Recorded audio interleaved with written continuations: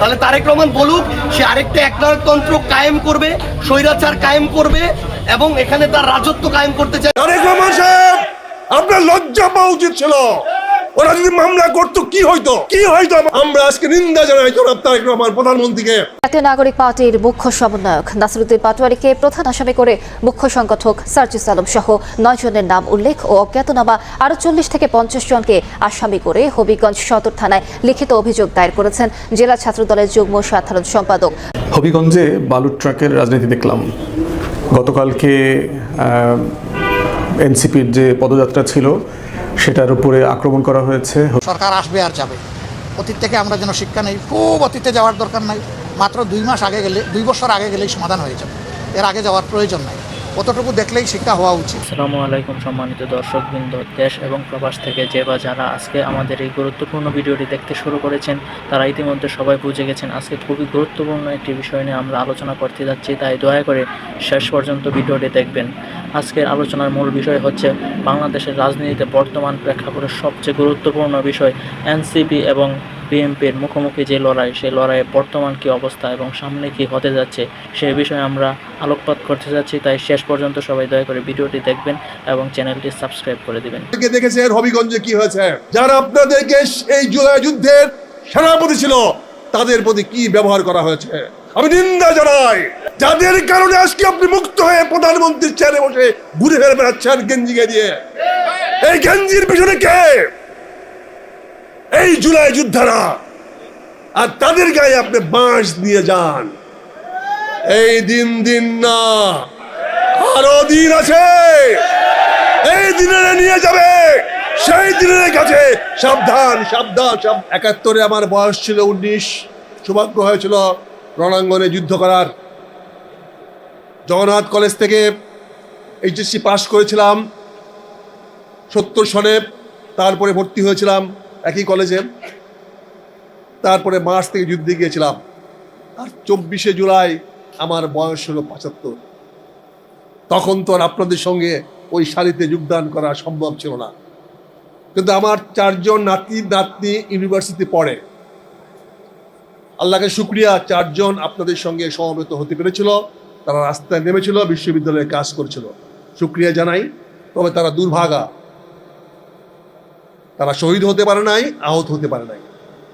আপনারা ভাগ্যবান, আপনার এদেশের জন্য, এদেশের জনগণের জন্য, মানুষের কল্যাণের জন্য, দেশকে ফ্যাসিবাদ মুক্ত করার জন্য, জনগণের অধিকার প্রতিষ্ঠা করার জন্য আপনারা কেউ চোখ দিয়ে, কেউ বুকে রক্ত দিয়ে, কেউ জীবন দিয়ে আজকে আমাদেরকে মুক্ত করেছেন। আমরা আপনাদের কাছে কৃতজ্ঞ। আমি মনে করি জাতি আজীবন আপনাদের কাছে মুগ্ধ থাকবে। আজকে যে কথা বলেছে মুগ্ধের পিতা, আমরা তখনই বলেছি যে এই যুদ্ধ যতক্ষণ তরুণরা এগিয়ে না আসবে ততক্ষণ পর্যন্ত যুদ্ধ আমরা জয়ী হতে পারবো না। আজকে আপনারা এগিয়ে আসছিলেন, আপনার সন্তানরা এগিয়ে আসছিল। আপনারা সেই ভাগ্যবান, আপনারা সেই গর্বিত সন্তানের পিতা মাতা, যাদের কারণে আজকে আমরা বাংলাদেশ হায়ানা মুক্ত হয়েছি, বাংলাদেশ ফ্যাসিবাদ মুক্ত হয়েছি, স্বৈরাচার মুক্ত হয়েছি। আগামী দিনেও বাংলাদেশকে যদি আমরা বৈষম্য বিরোধী করতে চাই, যদি গণতান্ত্রিক মূল্যবোধ অব্যাহত রাখতে চাই, তাহলে সব সময় আমাদের তরুণদের রক্ত প্রস্তুত রাখতে হবে। এই তরুণ ছাড়া কোনদিন সমাজ সামনে আগাতে পারে না। আমার পক্ষে এখন কিছু করা সম্ভব নয়, এই বক্তৃতা দিতে টায়ার্ড লাগে, কাজে এখন আর কিছু করতে পারবো না। কাজে আজকে এই তরুণরা আগে আসতে হবে। আজকের এই মতবিনিময় সভা অনুষ্ঠান করার জন্য আমি জামাতে আমিরের কাছে কৃতজ্ঞতা জানাচ্ছি। এমন করে এই ধারাটাকে অব্যাহত রাখতে হবে, এমন করে সামনে এগিয়ে যেতে হবে, এই স্পৃহা যেন বন্ধ না হয়। যুদ্ধ আমাদের ক্ষান্ত হয় নাই, সময়ের সঙ্গে রণাঙ্গনের সঙ্গে পরিবর্তন হয়। কালকে দেখেছেন হবিগঞ্জে কি হয়েছে। আপনার এখানে যুদ্ধ হতো, জুলাই যুদ্ধ, আর সেখানে আমাদের যারা নেতৃত্ব দিয়েছিল, যারা আপনাদেরকে এই জুলাই যুদ্ধের সেনাপতি ছিল, তাদের প্রতি কি ব্যবহার করা হয়েছে আমি নিন্দা জানাই। তারেক রহমান সাহেব, আপনার লজ্জা পাওয়া উচিত ছিল। ওরা যদি মামলা করতো কি হইতো?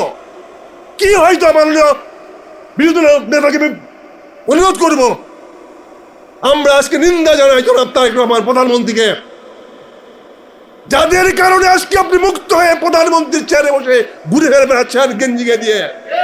এই গেঞ্জির পিছনে কে? এই জুলাই যোদ্ধারা, আর তাদের গায়ে আপনি বাঁশ নিয়ে যান।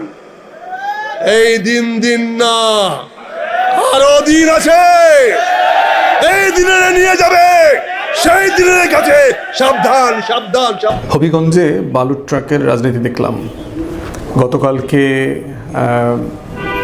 এনসিপির যে পদযাত্রা ছিল সেটার উপরে আক্রমণ করা হয়েছে হবিগঞ্জে, এবং সেটা সার্কিট হাউসের ভিতরে পর্যন্ত ঢুকে, মানে সরকারের সবচেয়ে গুরুত্বপূর্ণ একটা স্থাপনা জেলাতে যেখানে বিরোধী দল গেছে, এবং সেখানে ঢুকে তাদের পদযাত্রা এবং তাদের নেতৃবৃন্দের উপরে গায়ে হাত তোলা। সার্জিস নাসির আহত হয়েছে দেখলাম, এবং আরও অনেক স্থানীয় নেতৃবৃন্দ আহত হয়েছেন। তো এইটা কারা করেছে দেখেন, মানে যারা আক্রমণ করেছেন তারাই আসলে এটা ভিডিও করছেন পোস্ট করবার জন্য, যে দেখো আমি কি পারি, সামনে কমিটি হবে, পদ পদবি আছে। এক্স্যাক্টলি সেম জিনিসগুলো কিন্তু আমরা আওয়ামী লীগের সময় দেখছি।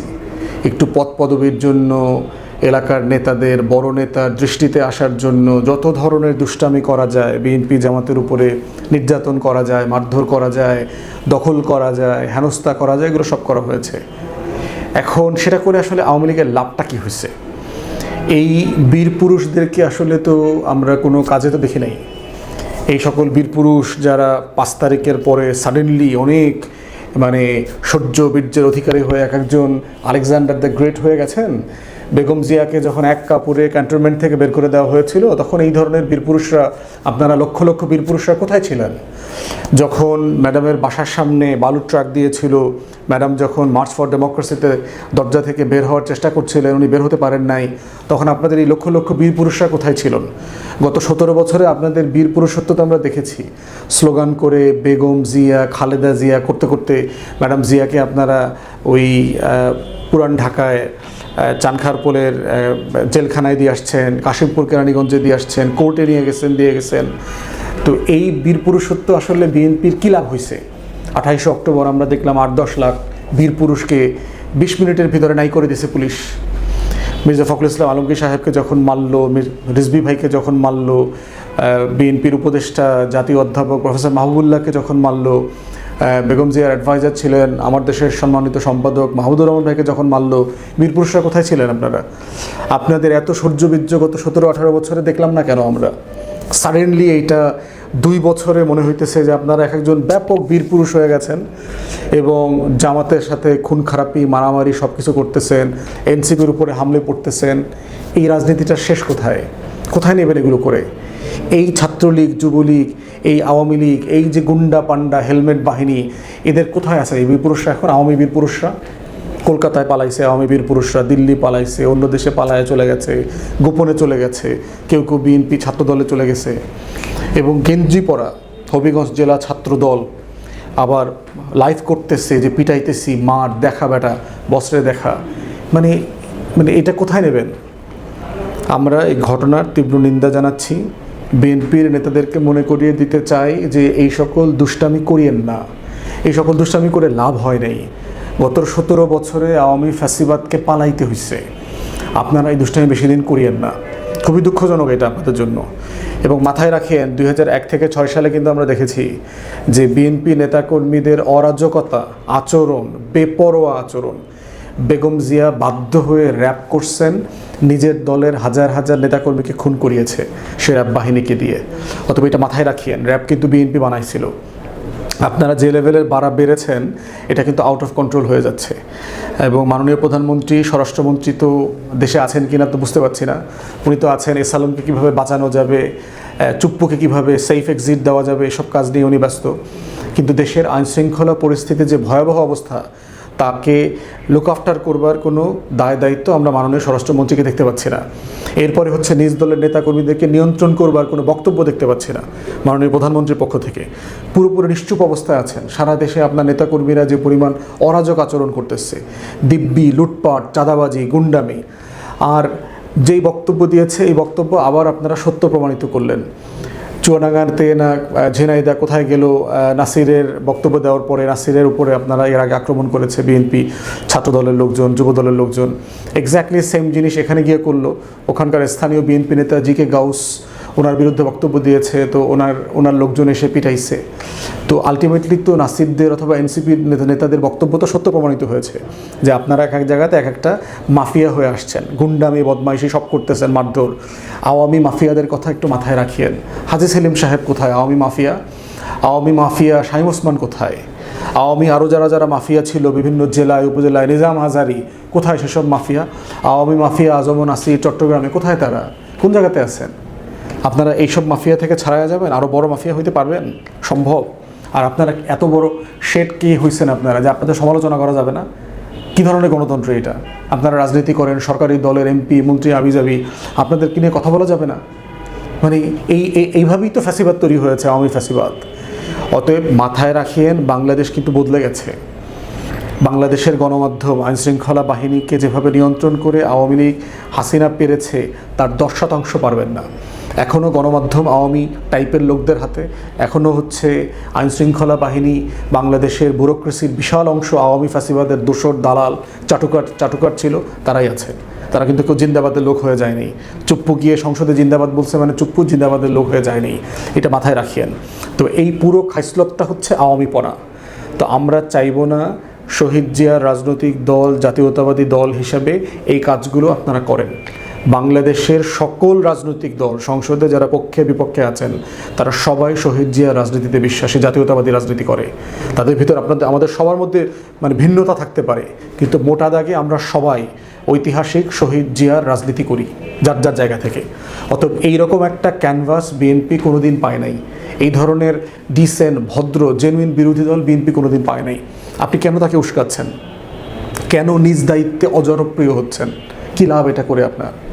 তাই আমরা আশা করতেছি সারা দেশে বিএনপির নেতাকর্মীদের বেপরোয়া আচরণকে নিয়ন্ত্রণ করা হবে, এবং এগুলো করে যেটা হচ্ছে আপনি আপনার দলকে, আপনাদের দেশ শাসন করবার সক্ষমতাকে প্রশ্নবিদ্ধ করছেন। এই যে বালু ট্রাক বসাইলেন, তারপরে ট্রাক্টর বসাইলেন, পুলিশকে দিয়ে 144 জারি করাইলেন, কেন? অপ্রয়োজনীয় একটা কাজ করলেন না? সিম্পলি একটা দল গেছে পদযাত্রা করে, সিম্পলি ওখান থেকে বের হয়ে চলে যাবে আরেকটা জেলায় চলে যাবে, সেখানে আপনি আননেসেসারি এই ক্যাওয়াসটা ক্রিয়েট করলেন, যার পুরো দায় সরকারি দলের গুন্ডা পান্ডাদের। এবং এখন পর্যন্ত দেখলাম না পত্রিকাতে যাদের ছবি আসছে, ভিডিও আসছে, কাউকে গ্রেফতার করা হয়েছে। সিম্পলি আওয়ামী লীগের স্টাইল আপনারা ফলো করছেন। অতএব আমরা আশা করছি আপনাদের বোধোদয় হবে। সবাই বলছে অল্প দিনের সরকার, মাত্র 5 মাস 6 মাস হয়েছে, কিন্তু আপনাদের আমল নামা তো 5-6 মাসের মতো লাগতেছে না। আপনাদের খাইসলত তো, আওয়ামীপনার যে খাইসলত দেখতে পাচ্ছি, এটা তো মনে হচ্ছে কয়েক যুগের খাইসলত। অতএব এইখান থেকে দয়া করে সরে আসেন, একটা গণতান্ত্রিক রাজনীতি করি। মুখের বক্তব্যের প্রতিবাদ মুখ দিয়ে করতে হবে, সেটা যত শক্ত ভাষায় হোক। সেটা কোনোভাবে গায়ে হাত তোলা পর্যন্ত যেতে পারবে না। এটার জন্য প্রতিবাদ হইতে পারে, মানববন্ধন হইতে পারে, মিছিল হইতে পারে, কিন্তু গায়ে হাত তোলা যাবে না। এটাই গণতন্ত্র। ফৌজদারি অপরাধ করেছেন আপনাদের দলের নেতাকর্মীরা, রাষ্ট্রীয় পৃষ্ঠপোষকতায় করেছেন। পুলিশকে বলছি, আইনশৃঙ্খলা বাহিনীকে, গত 16 বছরে কি আপনাদের শিক্ষা হয় নাই? 24-এর গণ অভ্যুত্থান দেখে কি আপনাদের শিক্ষা হয় নাই যে আসলে আপনারা যে এই যে দলীয়পনা করতেছেন, এটা আরেক ধরনের আওয়ামীপনা? এই ধরনের মানে ছলচাতুরি করা, সরকারের চাটুকারিতা করা, এগুলো যে লাভ হয় নাই, জনগণ যেগুলো বুঝে, আপনাদের আচরণগুলো যে প্রশ্নবিদ্ধ, পেশাদার না। সো দয়া করে সবাই মিলে রাষ্ট্রটাকে নষ্ট করে দিয়েন না। মানে সবাই মিলে এখন দায়িত্বটা হচ্ছে যার যার জায়গা থেকে দায়িত্বশীল পেশাদার আচরণ করবার মধ্য দিয়ে বাংলাদেশটাকে এগিয়ে নিয়ে যাওয়া। এটাই আমাদের লড়াই, এটাই জুলাইয়ের অঙ্গীকার, এটাই জুলাই জাতীয় সনদ, এটাই হচ্ছে গণভোটের গণরায়, এটাই হচ্ছে ঐকমত্য কমিশন, আমাদের সংগ্রাম, লড়াই, 1400 শহীদের শাহাদাতের রক্ত, সব কিছু মিলে আমরা একটা স্বপ্নের বাংলাদেশ তৈরি করতে চাই। এবং সেখানে সবাইকে আমাদের আচরণে সংযত হতে হবে, পেশাদারিত্ব থাকতে হবে, তা না হলে সবাই সাফার করতে হবে। এটা মাথায় রাখিয়েন। ধন্যবাদ। দর্শক বৃন্দ, যারা এখনো পর্যন্ত ভিডিওটি দেখেছেন, দয়া করে চ্যানেলটি সাবস্ক্রাইব করে দিবেন, তাহলে নিত্য নতুন বাংলাদেশ এবং আন্তর্জাতিক যত গরম খবর আছে তাহলে সবার আগে পেয়ে যাবেন, এবং বেল আইকনটি বাজিয়ে দিবেন। ধন্যবাদ।